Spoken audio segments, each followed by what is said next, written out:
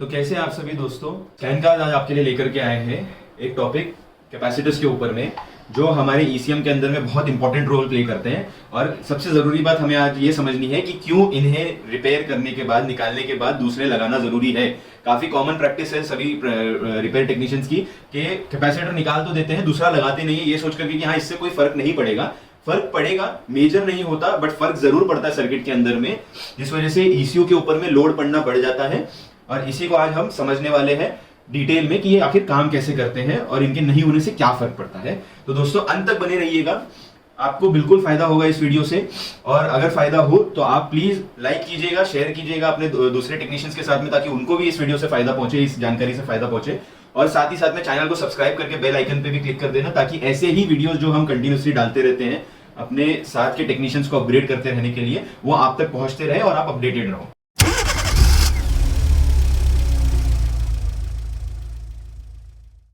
तो capacitors, simple अल्फाज में अगर मैं कहूं, कैपेसिटर्स होते क्या है? कैपेसिटर्स आपके घर में लगी पानी की टाकी की तरह होती है। आपके घर में लगी पानी की टाकी क्या कर रही है? वो टाकी स्टोरेज करती है। जब मेन म्युनिसिपल कनेक्शन से आपका कनेक्शन कट करते हैं, एक पर्टिकुलर पॉइंट पर अगर कनेक्शन समझिए कट कर दिया गया, तो आपकी वो टाकी के अंदर में पानी भरा हुआ है। अब जब तक उसमें भरा हुआ है, जब तक आपका जो है आप उसको इस्तेमाल कर सकते हो, उस पानी को जब आपको चाहिए तब ले सकते हो। बस फर्क ये होता है कि यहाँ पर कोई टैप नहीं होता, कोई नल नहीं होता जिसको आप कंट्रोल कर सकते हो कि पानी कितना बहेगा और कब बहेगा। यहाँ पर जैसे ही आप मेन सप्लाई काट दोगे, वैसे ही आपका जो है कैपेसिटर सप्लाई देना शुरू कर देगा। तो ये डायरेक्ट फ्लो है। ये कैपेसिटर्स का दो रीजन होता है बोर्ड में लगे रहने का, ठीक है? दो रीजन होता है। पहला रीजन और बहुत जरूरी रीजन, जिससे कि आपके बोर्ड को झटका ना लगे, शॉक ना लगे, ठीक है? जब हमारी बैटरी काम कर रही होती है, तो जिस तरह आप यहाँ पर एक इस तरफ, ये तरफ के डायग्राम में देख सकते हो, यहाँ पर मैंने एक बैटरी लगाई हुई है। ये बैटरी जा करके सर्किट के अंदर एक मोटर को ड्राइव कर रही है। ये मोटर को, इस बैटरी को चलाना है। अब हमने क्या किया हुआ है, हमने बीच रास्ते में एक कैपेसिटर को लगा के रखा हुआ है, जिसका प्लस साइड सिर्फ और सिर्फ मोटर के साथ जुड़ा हुआ है, माइनस साइड सीधे बैटरी नेगेटिव को जाके कनेक्ट होता है। कि ईसीएम में जितने भी पोलराइज कैपेसिटर होते हैं, ठीक है, जिनका एक प्लस साइड और एक माइनस साइड होता है, उनका माइनस डायरेक्टली हमेशा नेगेटिव को कनेक्टेड होता है, यानी ग्राउंड होता है। बॉडी ग्राउंड, ईसीएम का बॉडी ग्राउंड पे जाकर के कनेक्ट होता है हमेशा। तो सिर्फ प्लस ही होता है जो आपके सर्किट से जुड़ा है। अब ये ऐसी बात हो गई कि अगर इसको मैं हटा भी दूं, इस कंपोनेंट को अगर हटा भी दूं, तब भी मेरे सर्किट में फर्क नहीं पड़ेगा। बेसिकली फर्क ये नहीं पड़ता, आपका सर्किट बंद नहीं होगा। वो किस कंडीशन में? जब आपका पूरा सप्लाई सब कुछ ओके चल रहा है, सब कुछ सही चल रहा है, बढ़िया चल रहा है गाड़ी के अंदर, आपकी बैटरी से ज्यादा वोल्टेज इस सर्किट में आ नहीं रहा या कम भी नहीं हो रहा। आपने एक चीज जरूर नोटिस की होगी काम करते वक्त में, हमेशा जैसे ही आप अपनी गाड़ी के अंदर में, समझिए आप इग्निशन ऑन रखे हैं और आप सारे लाइट सब कुछ चालू कर लीजिए। अब सब कुछ चालू करने से पहले का आपका बैटरी वोल्टेज और सब चालू, सारे सिस्टम चालू करने के बाद का बैटरी वोल्टेज अगर आप देखोगे, तो इसमें फर्क आ जाता है। क्योंकि आपका जो करंट होता है इसमें से निकलने वाला, वो करंट डिस्ट्रीब्यूट हो जाता है। जैसे यहां पर मैंने बताया है कि समझिए इस सर्किट के अंदर में ये मोटर को मेनली चलाना है। ये पंप को जब स्विच ऑन किया जाएगा, ये मोटर को स्विच ऑन कर दिया जाए, या इस एलईडी को भी स्विच ऑन कर दिया जाए, तो अब जितना करंट पहले सिर्फ इस मोटर को मिल रहा था, क्योंकि बैटरी को सिर्फ इसे चलाना था, ये सारे बंद पड़े हुए थे। तो ये हाई स्पीड पे आराम से मोटर चल रही थी। अब जैसे ही आपने ये सारे चालू कर दिए, अब आगे आपकी बैटरी के ऊपर लोड। अब जैसे ये लोड आया, आपका अल्टरनेटर तो बैटरी को भले ही चार्ज कर रहा है, बट जब ये लोड आता है, उतने वक्त के लिए आपका वोल्टेज ड्रॉप हो जाता है, यानी आपका सप्लाई गिर जाता है नीचे, थोड़ा ड्रॉप हो जाता है। ये सप्लाई ड्रॉप होने के कारण आपका जो मोटर है उसकी स्पीड थोड़ी लो हो जाएगी। इसका बेस्ट एग्जांपल मैं आपको देता हूं। आपके ऑलमोस्ट हर किसी के घर के अंदर में एक वाटर हीटर जरूर होगा, गीजर जरूर होगा, जिससे जो हम नहाने के वक्त में गर्म पानी लेने का इस्तेमाल करते हैं। सही है? आप देख लीजिएगा, जब भी आप अपने वाटर हीटर को ऑन करते हो, आपके घर में जब भी आप उस वाटर हीटर को ऑन करोगे, आपके पूरे घर के फैन से लेकर के लाइट सब कुछ जो है डिम हो जाती है। सबकी जो है कैपेसिटी जितनी है उससे कम हो जाती है। कोई भी फैन लगा हो आपके घर के अंदर, सारे के सारे जो है डिम हो जाते हैं। ये सिर्फ इसलिए होते हैं क्योंकि उस मोटर को, उस गीजर के हीटर को ज्यादा करंट चाहिए, वो बहुत करंट अपनी तरफ खींच रहा होता है, और जब वो खींच रहा होता है तो ये बाकी सबको सप्लाई कम हो जाता है। अब आप सोच के देखिए, यही चीज अगर आपकी गाड़ी में हो, ठीक है? बेस्ट एग्जांपल, गाड़ी के अंदर में एसी के कंप्रेसर को, पहली बात तो इंजन की टाइमिंग बेल्ट के ऊपर में भी लोड देता है, इंजन टाइमिंग बेल्ट से कनेक्ट होता है तो वो लोड उस पर भी देता है, इंजन से ही घूमता है। दूसरा, जब वो स्विच ऑन होता है, जब एसी का सिस्टम स्विच ऑन होता है, जब रेफ्रिजरेंट सर्कुलेट होता है गाड़ी में पूरा, तो आपका एक एडिशनल बहुत बड़ा लोड आकर के जुड़ता है उसके साथ में, पूरे इंजन के साथ में, पूरे इलेक्ट्रिकल सिस्टम के साथ में। अब आप सोचिए, जैसे ही ये एसी आप चालू कर रहे हो, आपका जो है सीधे सीधे इंजेक्टर जो है एकदम बंद हो जाते हैं, उनको पल्स जाना बंद हो जाती है, गाड़ी बंद होने लगती है, और फिर जब अल्टरनेटर बैटरी चार्ज करता है, तब झटके से वो स्टार्ट होकर आगे बढ़ने लगती है। अब जब भी ये एसी को चालू करेंगे, हर ड्राइवर को एक छोटा हार्ट अटैक आता रहेगा, अरे यार ये मेरी गाड़ी के साथ क्या हो रहा है। ठीक है, एसी चालू करता हूं वैसे ही झटके लेने शुरू कर देती है, रुकना शुरू कर देती है। ये प्योरली होता है, जो मैंने आपको कहा कि ये कैपेसिटर शॉक रोकता है, ये प्योरली होता है क्योंकि बैटरी का सारा लोड जो है वो हो सकता है इस तरफ चला गया दूसरे सर्किट में, और जो सर्किट को हमेशा चालू रहना था उसको मिला ही नहीं।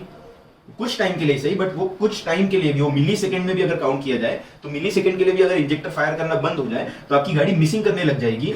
आपके कोई इंजेक्टर अगर बंद हो जाएगा तो प्रॉब्लम क्रिएट हो जाता है हमारी गाड़ी के अंदर, बराबर। ओके तो दोस्तों, वीडियो में आगे जाने से पहले मैं बस आप लोगों से एक इन्फॉर्मेशन शेयर करना चाहता हूँ। जैसे कि आप सभी लोग जानते हैं कि हमारे जो ट्रेनिंग प्रोग्राम्स है वो रेगुलरली चलते हैं। जैसे कि ईसीएम रिपेयरिंग का जो प्रोग्राम है हमारा, ईसीएम रिपेयरिंग, प्रोग्रामिंग, कोडिंग, इसका जो हमारा कोर्स चलता है वो 1 महीने का हमारा कोर्स होता है। उसके लिए एडमिशन जो है वो हर महीने एडवांस में चलते हैं। आप लोगों को अगर किसी को भी एडमिशन लेना हो तो अभी हमारे पास में बहुत ही अच्छा डिस्काउंट चल रहा है, जिससे फ़ायदा क्या होगा कि सिर्फ डिस्काउंट के साथ, यानी कि आप जो अपना पैसा बचा पाएंगे वो तो बचा ही पाएंगे, साथ ही के साथ इसमें एक रिवॉर्ड सिस्टम हम लोग चलाते हैं।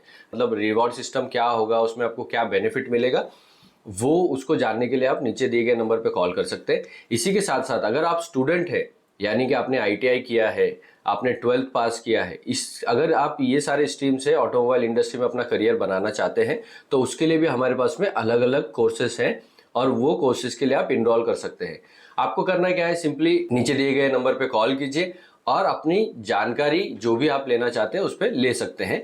थैंक यू सो मच दोस्तों, वीडियो में आगे बढ़ते हैं। इसको बचाने के लिए ही क्या किया गया, इस शॉक को बचाने के लिए क्या किया गया, कैपेसिटर को बीच में लगाया तो सिर्फ प्लस साइड जुड़ा होता है। अब ये कैसे काम करता है, जैसे ही आपका सप्लाई ऑन होगा, ठीक है, आपका सप्लाई ऑन होगा, सर्किट चालू होगा, मोटर घूमने लगेगा, ये पॉजिटिव साइड जो है आपके कैपेसिटर का, देखिए प्लस और माइनस को अलग करके रखा गया, बीच में एक लाइन लगाई गई है। पॉजिटिव साइड जो है आपके कैपेसिटर का, इसके अंदर में इलेक्ट्रिसिटी भरने लगेगी,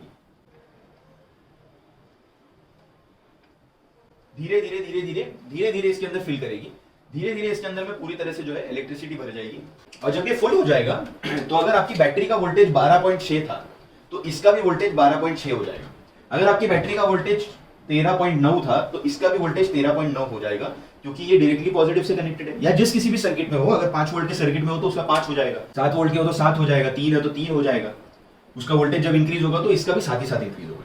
समझिए, आपकी बैटरी जो जुड़ी हुई है इस सर्किट से, इस मोटर को चला रही है, जब तक वो जुड़ी हुई है तब तक यहां पर बैटरी पे कोई अलग से लोड नहीं लगा, तो ये कैपेसिटर बस बैठ के अपने पास में वोल्टेज फिल करके रख रहा है। बस ठीक है, मेरे पास में प्रेशर आया हुआ है, मेरे पास वो प्रेशर रेडी है। समझिए, ये स्विच हो गया मेरा ऑन। जैसे ये स्विच ऑन हुआ, अब आपकी बैटरी को ये मोटर भी चलाना है, ये मोटर भी चलाना है।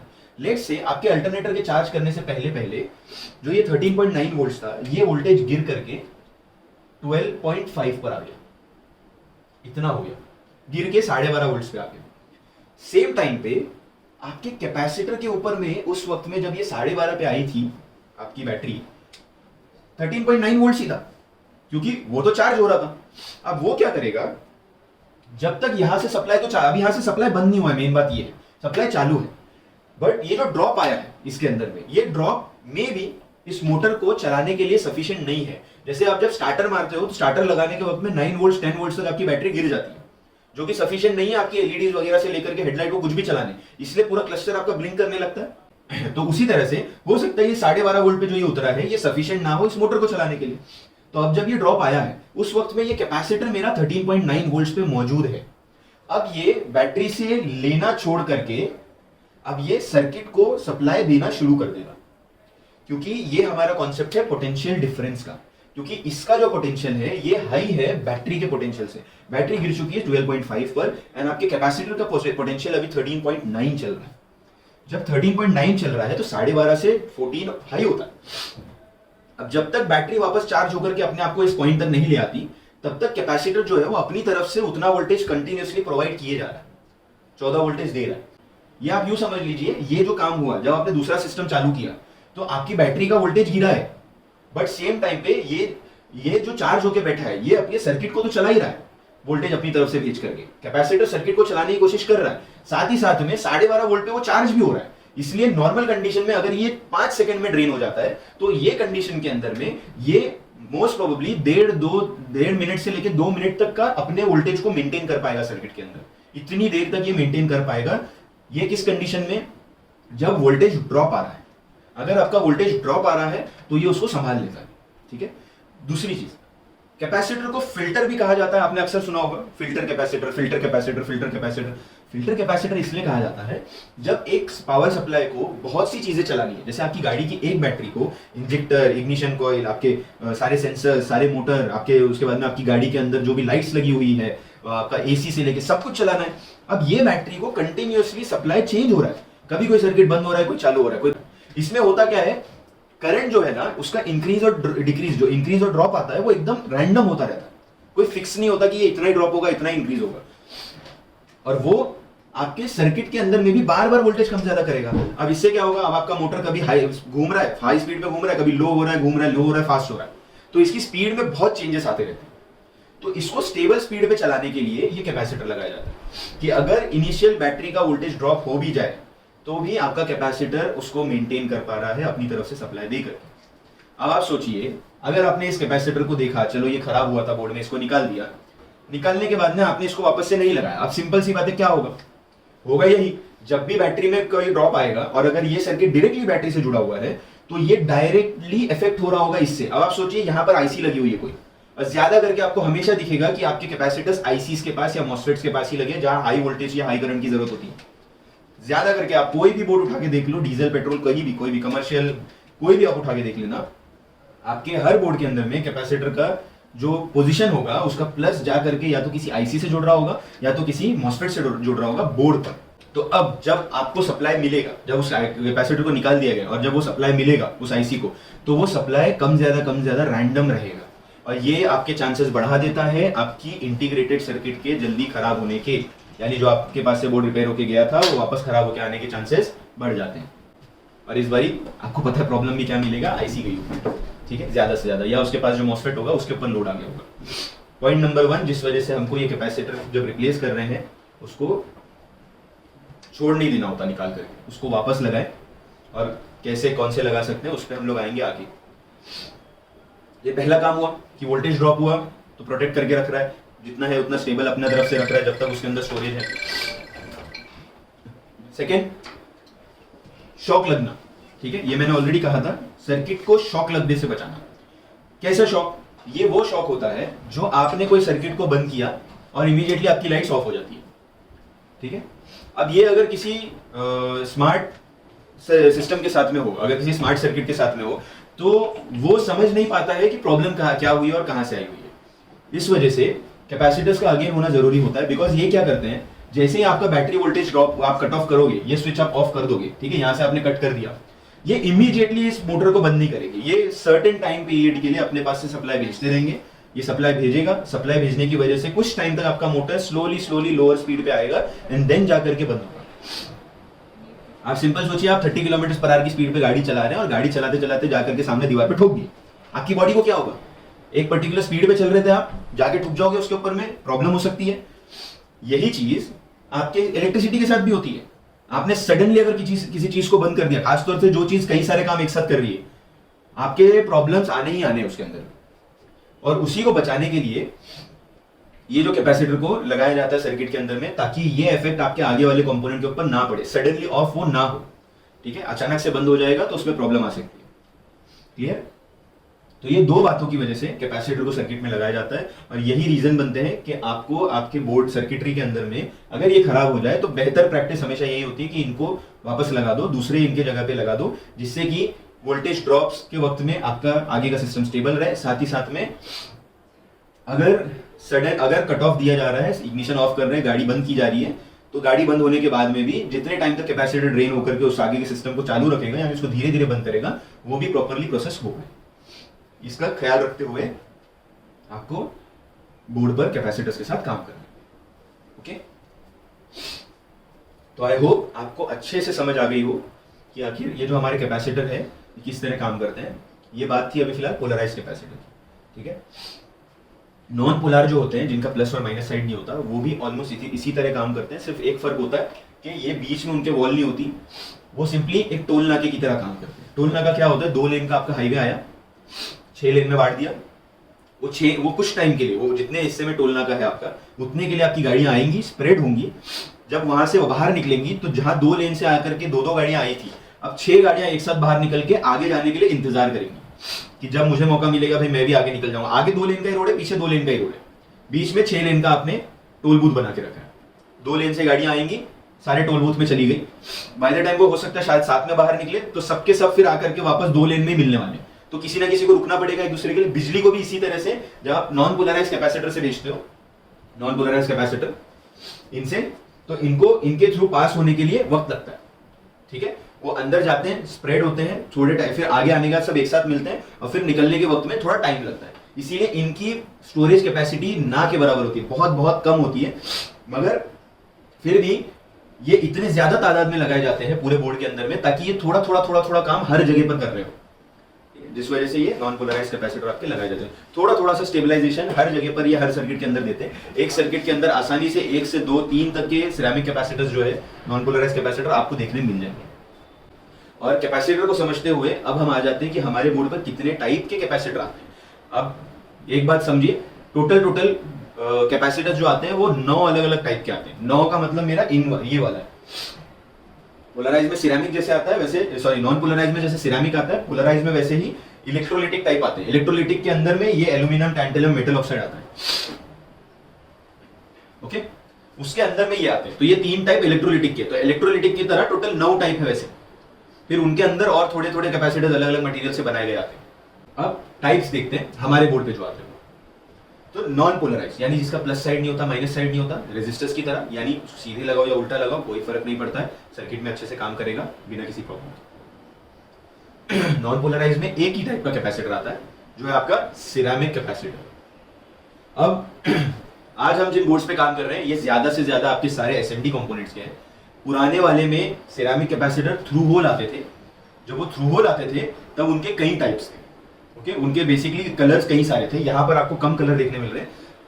पुराने वाले जो टाइप थे उनमें कई कलर थे एंड उनपे उनकी रीडिंग लिख के आती थी, उनकी कितनी वैल्यू है, कितनी कैपेसिटेंस है वो लिख के आती थी। इन पे कोई चीज लिखी नहीं होती। एसएमडी सिरेमिक कैपेसिटर ठीक इस तरह से दिखाई देता है जैसे आपको दिख रहा है। इनके अलग अलग कलर्स होते हैं, ये आते हैं लाइट ब्राउन में, डार्क ब्राउन में, ब्लैक में और व्हाइट, ओके। ये 4 अलग अलग कलर्स के अंदर में ये अवेलेबल है हमारे पीसीबी के ऊपर में, ये 4 कलर में, फाइन। लाइट ब्राउन अगर मुझे मिल रहा है सिरेमिक कैपेसिटर तो उसकी जगह पे सेम वही वाला लगेगा, उसी साइज का, उसी कलर का। दूसरे कलर का उठा के अगर मैं लगाऊंगा प्रॉब्लम मेजर नहीं है, प्रॉब्लम ये होगी कि फिल्टरिंग में प्रॉब्लम आ जाएगा, थोड़ा बहुत मेरा सिग्नल जो है ना चेंज हो सकता है। जिससे सेफ रहने के लिए बेस्ट प्रैक्टिस है, लाइट ब्राउन है तो लाइट ब्राउन ही लगाओ, डार्क ब्राउन है तो डार्क ब्राउन, ब्लैक कलर का है तो ब्लैक और व्हाइट कलर का है तो व्हाइट। एक चीज याद रखना है, सिरेमिक कैपेसिटर पे कोई भी मार्किंग नहीं होती और ये साइज में थोड़े मोटे होते हैं, ठीक है, थिक होते हैं, मोटे साइज के होते हैं। उनके बाद में फिर आते हैं हमारे पोलराइज कैपेसिटर। पोलराइज कैपेसिटर यानी एक प्लस साइड और एक माइनस साइड, यानी इसकी एक पोलैरिटी है। पोलराइज्ड में हमारे बोर्ड पर 3 अलग अलग टाइप के आते हैं। एक होता है आपका एल्यूमिनियम ऑक्साइड इलेक्ट्रोलिटिक कैपेसिटर, दूसरा है टैंटेलम कैपेसिटर, तीसरा है मेटल ऑक्साइड कैपेसिटर। अब इनमें ये वाले सबसे ज्यादा प्रॉब्लम देते हैं, ये दोनों। एक है आपका SMD cylindrical, SMD aluminium oxide में एसएमडी सिलिंड्रिकल, और एक आपका through hole cylindrical. Cylindrical capacitor आप इनको कह सकते हैं आसानी से समझने के लिए। एसएमडी कैपेसिटर से, एसएमडी सिलिंड्रिकल कैपेसिटर जो होता है हमारा, वो ये रंग में आता है और इस तरह से दिखता है। उसका एक साइड जो होता है वो पूरा ग्रे कलर का होता है और उसके सामने जो मार्किंग होती है उसके ऊपर में वो ब्लैक कलर की आती है। ये 2 कलर के अंदर में हमेशा आपके एसएमडी सिलिंड्रिकल कैपेसिटर मिलेंगे, grey and black. Grey colour की बॉडी जो कि आपका प्लस साइड होगा और ब्लैक कलर का जो आपका माइनस साइड होगा, plus side and minus side. इनको आप फ्लिप नहीं कर सकते, जैसे हमने यहाँ इस थियरी में समझा कि माइनस हमेशा बॉडी ग्राउंड होता है, प्लस हमेशा सर्किट से जुड़ा होता है, पॉजिटिव से नहीं जुड़ा होता, सर्किट से जुड़ा होता है। जिस सर्किट के लिए उसको लगाया गया है वो हो सकता है बैटरी पॉजिटिव हो सकता है वो कोई और सर्किट। जैसे मैंने कहा 5 वोल्ट के सर्किट में भी आते हैं, 3.3 वोल्ट के सर्किट में भी आते हैं, 2.5 में भी आते हैं, 12 में भी आते हैं। हर जगह पर अलग अलग जगह आते हैं स्टेबल करने वोल्टेज को। जिस सर्किट के लिए बनाया उस सर्किट में प्लस साइड उधर जुड़ा होगा। तो इनको आप फ्लिप करके नहीं लगा सकते। अगर आप इनको उल्टा कर दिया, यानी प्लस को माइनस पे, माइनस को प्लस पे अगर आपने लगा दिया तो ये कुछ ही देर के अंदर में जल जाएंगे। इनके अंदर जो एसिड होता है ये एसिड लीक हो जाएगा एंड यही एसिड कारण होता है इनके खराब होने का। ये बहुत ज्यादा हीट नहीं झेल सकते। जब ये बहुत ज्यादा हीट हो जाते हैं, जब इनकी गर्मी बहुत ज्यादा बढ़ जाती है इनके आसपास की, तो ये एल्यूमिनियम जो है वो फैलता है। एल्यूमिनियम फैलने की वजह से अंदर का एसिड गर्म भी होता है और वो फैलता भी है और अंदर का एसिड जो है वो लीक होकर के बाहर निकल जाता है। अब एसिड है, एसिड अगर आपके बोर्ड पे लगेगा, आप कॉपर के वायर पे एसिड डाल के देखो क्या होगा, कार्बन पकड़ेगा वो एसिड। जब आपके बोर्ड पे भी गिरेगा, बोर्ड पूरा कॉपर का है, ऊपर का इंसुलेशन छोड़ के नीचे पूरा कॉपर है, और इंसुलेशन बहुत आसानी से निकल जाती है, आप हल्का सा स्क्रैच कर दो उसको निकल जाएगी। तो नीचे के कॉपर को वो खराब कर देता है, उस पर कार्बन जमा देता है। कार्बन एक बार जम गया, वहां का सर्किट बंद हो जाएगा, जिस हिस्से का आपका सर्किट है वो सर्किट आपका बंद हो जाएगा। ओके, ये कैपेसिटर सबसे ज्यादा फेल होते हैं और आने वाले बोर्ड्स में सबसे ज्यादा लगाए जा रहे हैं। ये भी एक बात है, आने वाले जो बोर्ड्स है उनमें सबसे ज्यादा लगाए जा रहे हैं, क्योंकि एक वजह से कोशिश किया जा रहा है थ्रू होल कंपोनेंट खत्म कर दिए जाए। आज आपके मेजॉरिटी बोर्ड के ऊपर में सिर्फ एक सिलिंड्रिकल कैपेसिटर ही है जो थ्रू होल में आता है। आज की नहीं कह रहा मैं, आज से समझ लो एक 6 साल पहले के उनमें फिर भी आपको ये देखने मिल जाते थे। अभी के तो आप जितने भी बोर्ड उठा के देखोगे, लेटेस्ट 2020, 22, 23 के जो निकल रहे हैं, जो अभी की गाड़ियों में है, जो अभी मैन्युफैक्चर हुए बोर्ड अभी बने हुए हैं, उन बोर्ड में आपको यही सारे दिखाई देंगे, ये भी नहीं दिखा देने वाले। ये आउटडेट हो चुके हैं पूरी तरह से, इनको निकाला जा रहा है। ओके, अब इन पे मैंने कोई रंग नहीं लिखा हुआ है, बिकॉज ये अलग अलग रंगों में आते हैं। जो थ्रू होल सिलिंड्रिकल आता है ये अलग अलग कलर में आता है। इसमें सिंपल पहचान होती है, जो साइड में कम कलर का हिस्सा होगा, यानी जैसे समझिए ब्लैक और ग्रे है, तो ब्लैक और ग्रे है अगर, तो जो ब्लैक साइड है वो आपका पॉजिटिव होगा, और ग्रे अगर छोटा हिस्सा है तो वो आपका नेगेटिव है। वैसे ब्लू और ब्लैक आता है, ब्लैक और ऑरेंज आता है, ऑरेंज और ब्लैक आता है, ऐसे अलग अलग कलर कॉम्बिनेशन में आते हैं। सिंपल आपको समझ के रखना है, जिस साइड में आपका हल्का मार्किंग कम कलर का साइड होगा वो आपका माइनस की लेग है, उसके ठीक नीचे वाली लेग आपकी माइनस की है और दूसरी साइड वाली पॉजिटिव है। फिर आता है आपका टैंटलम। टैंटलम में आपका जो है येलो और ऑरेंज कलर के फिक्स कलर में आते हैं ये, जिसमें जो मार्किंग वाला साइड ऑरेंज वाला साइड है वो आपका पॉजिटिव है और ऑपोजिट साइड उसका नेगेटिव होता है, यानी वो ग्राउंड होगा। अब ये ध्यान में रखना बहुत जरूरी इसलिए है क्योंकि यहां पर ठीक उसका उल्टा हो रहा है। मार्किंग वाला साइड माइनस है, ऑपोजिट साइड प्लस है। यहां मार्किंग वाला साइड पॉजिटिव है, ऑपोजिट साइड नेगेटिव है। सेम जाता है आपके मेटल ऑक्साइड के ऊपर में, जहां पर आपका मार्किंग वाला साइड पॉजिटिव है, ब्लैक वाला जो हिस्सा है वो नेगेटिव है। ब्लैक और लाइट ग्रे कलर के आते हैं, खास तौर से बोल रहा हूं लाइट ग्रे, बिकॉज आगे आते वक्त में आपको पता चलेगा कि लाइट ग्रे जो है ये लिखना जरूरी क्यों था। ओके, तो बनिए रहिएगा हमारे साथ में, चैनल के साथ में, ताकि आपको पता चले कि ये क्यों आखिर यहाँ पे स्पेसिफिकली मैंने लाइट ग्रे ही लिखा हुआ है, ना कि ग्रे लिख दिया या सिर्फ ग्रे लिख के छोड़ दिया। तो यहाँ मैंने सिर्फ ग्रे लिखा हुआ है, बट वहां नहीं लिखा है, उसके बारे में आपको पता चलेगा। Black and light grey. अब मेन मुद्दे की बात, अब मैं कह रहा हूं कि सर कि आप लोग कैपेसिटर जो आप निकाल रहे हो तो उसी को वापस लगाओ, दूसरे वाले को लगाओ, सेम नंबर का जो सेम वैल्यू का होगा उसको वापस लगाना होगा।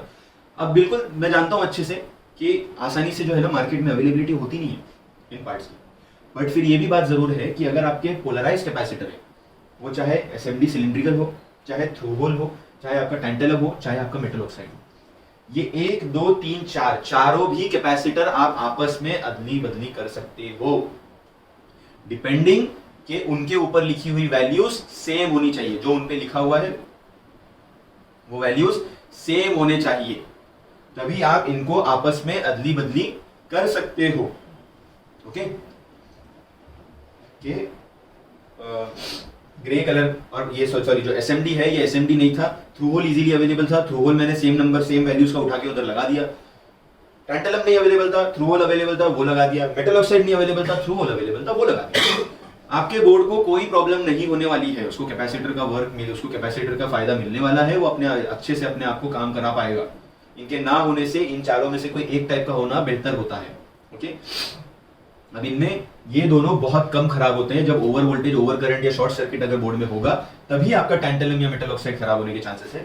ये सिर्फ और सिर्फ गर्मी की वजह से खुद ब खुद ही खराब हो जाते हैं, क्योंकि जितना ज्यादा कैपेसिटी होगी इनकी स्टोरेज की, उतना एसिड इनके अंदर होता है, जितना एसिड होगा उतना गर्मी में प्रॉब्लम होगी, जब गर्म होगा तो ये लीक करेगा। एसएमडी और थ्रू होल सिलिंड्रिकल वाले, क्लियर। अब एक और बात बताना चाहूंगा कि कई बारी इनके ऊपर जो नंबर लिखे होते हैं ना, वो नंबर एक दूसरे से मैच नहीं करते। ओके, वो एक दूसरे से नंबर मैच नहीं करते, वो नंबर पर सेम होते हैं, लेकिन अब इसमें वही बात आ जाती है कि वो अगर सेम होते हैं तो एक दूसरे से दिखने में सेम नहीं होते, लेकिन एक दूसरे के एक की जगह दूसरा लगाया जा सकता है, यानी वैल्यू उनकी सेम निकल रही है, तो कुछ तो कोड होगा उसका, किसी तो तरह से वो डिकोड किया जाएगा, उसकी जो मार्किंग दी गई वो डिकोड होगी, जिससे पता चलेगा कि भाई ये और ये जो है जो नंबरिंग लिखी हुई है उनके ऊपर ही तो दोनों सेम है, तो मैं इसकी जगह वो लगा सकता हूँ, उसकी जगह ये लगा सकता हूँ।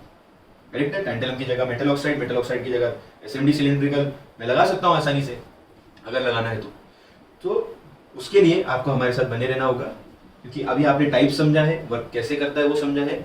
आने वाले वीडियो में आपको पता चलेगा कि आखिर ये कैपेसिटर्स जो है इनकी वैल्यू कैसे समझी जाती है, इन पे लिखे कोड कैसे समझे जाते हैं, और हम कैसे समझ करके फिर जो मार्केट में हमारे पास अवेलेबल हो उसको रिप्लेस कर सकते हैं अच्छी तरह से आपस में।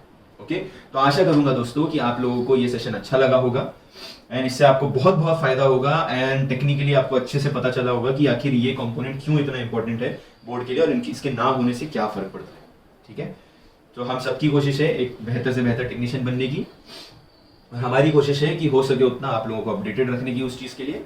तो बहुत बहुत शुक्रिया दोस्तों अंत तक बने रहने का। अगेन, अगर आपने हमारे चैनल को सब्सक्राइब नहीं किया तो आप प्लीज़ सब्सक्राइब कर लीजिए, बेल आइकन दबा दीजिए ताकि आपको ऐसे ही इन्फॉर्मेटिव वीडियोस जो हम डालते रहते हैं ऑटोमोबाइल के रिलेटेड वो आपको मिलते रहें। और आपको वीडियो पूरी तरह पसंद आया होगा तो प्लीज़ लाइक कर दीजिए और इसे अपने टेक्नीशियन भाइयों के साथ भी शेयर कर दीजिए ताकि वो भी इसका फ़ायदा उठा सके। तो थैंक यू सो मच दोस्तों।